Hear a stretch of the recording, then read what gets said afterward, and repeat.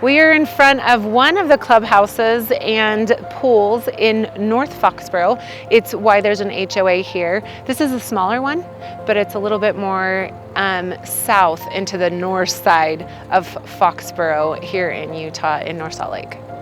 Residents of Foxboro North enjoy dreamy communities, immaculate design, and stunning amenities at nature's doorstep, all with jaw-dropping low HOA fees. Whether you're a longtime resident, a new arrival, or just considering a move, you'll find important details here about the benefits and obligations of living in this highly sought-after community. The amenities include the clubhouse, the pools, and the parks. The clubhouses include pool areas, great room, kitchen, gym, bathrooms, kiddie, playrooms, and media game room, and it can be reserved. Stay ahead of the curve with the latest updates on South Davis County, Utah. Be among the first to gain exclusive insights and insider information by liking and subscribing. On my website, you'll find additional links providing a wealth of information to enhance your knowledge and experience. The link is in the description below.